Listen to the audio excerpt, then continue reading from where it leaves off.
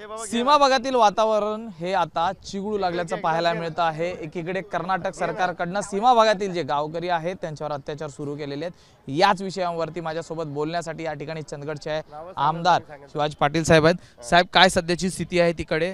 प्रकरण म्हणजे एकूणच तणावदर्शक वातावरण त्या ठिकाणी पाहायला मिळतंय। आज काय झालं की आज महाराष्ट्राचा अधिवेशनचा आज तिसरा दिवस आणि आम्ही पूर्ण दिवस सभागृहामध्ये असल्याकारणाने आज कर्नाटकचं काँग्रेसचं जुलमी सरकार आज आमच्या सीमा भागातील सर्व मराठी बांधवांना निषेध आपण व्यक्त करतो दरवर्षीप्रमाणे। आणि निषेधात व्यक्त करतेवेळी कुठलीही चुकीची हे नव्हती।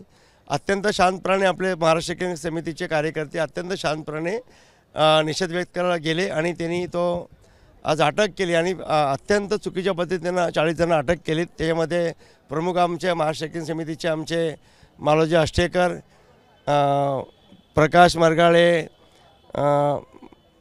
माजी आमदार मनोहर केनेकर आणि असे रामचंद्र मोतियाकर असे आमचे बरेच आणि प्रमुख कार्यकर्त्यांना अटक केली आणि बेकायदेशीर अटक केली आणि ह्याचा आम्ही निषेध करतो। आणि आज मी या सभागृहामध्ये आमच्याकडे पण सभागृहामध्ये असल्यामध्ये मला माहिती टायमावरती मला हे नाही झाली, कारण मी आताच आज आदरणीय आमचे नेते महाराष्ट्राचे मुख्यमंत्री देवेंद्र फडणवीस साहेबांच्या आम्ही कानी घातलं आणि आज ते IG साहेबांशी बोलणार आहेत।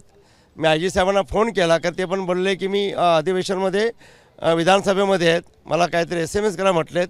खरं नक्कीच त्यांची सुटका होईल आणि एक सांगतो की ह्याच्यापुढे यांचा अन्याय आम्ही कधी सहन नाही करणार आणि त्यांनी पण सहकार्याची भूमिका घ्यावी आणि जेवढा जुलूम झाला तर आता बस करा, एवढंच माझं सांगणं होतं। ज्या पद्धतीने कर्नाटक सरकार टोकाची भूमिका घेते, एकीकडे महाराष्ट्र एकीकरण समितीचे जे पदाधिकारी आहेत त्यांना अटक केली जात आहे, त्यामध्ये माजी आमदारांपासून माजी महापौर आहेत त्यांच्यावर अटकेची कारवाई होते। सरकार नेमकं कशी दक्षता घेते आणि आपण काय मागणी करणार आहात पुढे देवेंद्रजींकडे? नाही, मी आज आदरणीय मुख्यमंत्री देवेंद्र फडणवीस साहेबांच्या सर्व कानी घातलं, समक्ष भेटून कानी घातलं, त्यांच्या मोबाईलला SMS पाठवला आणि त्यांनी योग्य ती दखल आपण 100% घ्यायचे आणि आपण मराठी बांधवांच्या पाठीशी राहायचं हे त्यांचे शब्द दिलेत मला। आणि मला त्यांच्यावरती विश्वास आहे की त्यांच्यावरती कुठल्याच कार्यकर्ते गुन्हे दाखल करू शकत नाहीत आणि मी त्याची काळजी घेतो असं सांगितलेत आणि ते मला कुठली त्यांच्याबद्दल हे नाही आहे। 100% आता वेळाने आत्ताच ते एअरपोर्टला गेले आणि आता त्यांचं बोलणं पण सुरू होत असेल आणि करतील।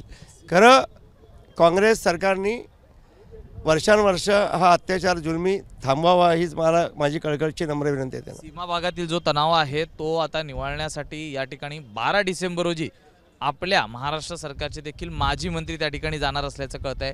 काय नेमकं हे तणाव कमी करण्यासंदर्भात पावलं उचलली जात आहेत? नाही, हा वर्षानुवर्ष चालत आलेला आहे, आपल्याला ते लोक कुठेही कोऑपरेट करत नाहीत आणि आमच्या मराठी बांधवांवरती कायमस्वरूपी अन्याय आहे आणि आम्ही आवाज उठवत राहिलो आहे आणि भविष्यात आम्ही हा लढा केंद्रातली सत्ता राज्यातली सत्ता आणि खरोखर आज तशी ती वेळ आलेली आहे आणि येणारी भाजपची सत्ता करण्यात आल्यानंतर मला हा ऐतिहासिक निर्णय असेल आणि हा अमित शाह साहेब, मोदी साहेब आणि देवेंद्र फडणवीस साहेब आणि आमचे हे आज कुठेतरी मार्ग निघावा याच अपेक्षा आम्ही बघतोय आणि हा मुद्दा मी आत्ताचा नागपूर अधिवेशनला याचा आवाज उठवणार आणि मराठी बांधवांच्या न्याय हक्कासाठी आम्ही हमेशा त्यांच्यासोबत काम करणार आणि लढा आम्ही यशस्वीरित्या पार पाडणार, याच्यात कुठली आम्हाला चिंता नाही। आदित्य ठाकरे म्हणतायत जोपर्यंत वाद सुरू आहे तोपर्यंत ही जी सीमा भाग जो आहे तो केंद्रशासित प्रदेश करावा असं देखील ते म्हणतात। त्या मागणीकडे कसं आपण पाहता? आता त्यांची सत्ता होती तेव्हा त्यांनी काही केलं नाही ना, तेव्हा काय आवाज नाही उठवला। आता त्यांच्याबद्दल बोलणं योग्य नाही आहे का त्यांनी ते बोलले ठीक आहेत,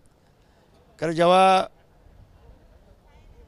महाराष्ट्र एकीकरण समितीच्या पाठीशी आज खरोखर मी माझ्या विजयामध्ये त्यांचा मोठा हात आहे, सीमा बांधवांचा मोठा हात आहे, म्हणून मी गांभीर्याने सांगितलं की हा लढा मी जास्त बोलण्यापेक्षा कामाला आम्ही लागलेलो आहे आणि कसा याच्यात मार्ग करून आपल्या मराठी बांधवांवरती अन्याय कसा थांबेल याची आम्ही दखल घेतो आहे आणि आदरणीय मुख्यमंत्री देवेंद्र फडणवीस साहेबांनी खास करून याच्यामध्ये विशेष लक्ष करून दखल घेतील, याच्यामध्ये मला कुठली चिंता नाही आहे। धन्यवाद सर आमच्याशी बातचीत केल्याबद्दल। तर आपण पाहतोय की सीमा भागातील जो तणाव आहे तो कमी करण्यासंदर्भात सरकारकडनं देखील पावलं उचलली जात आहेत आणि या सीमा भागातील नागरिकांच्या मागे का महाराष्ट्र उभा आहे आणि ज्यांच्यावर अटकेची कारवाई झाली आहे ती यापुढे थांबवली जाईल अशी देखील शासन हे शिवाजी पाटील यांनी दिलेलं आहे। व्हिडिओ जर्नलिस्ट हेमंत कदमसह मी सूरज सावंत, ABP माझा, मुंबई।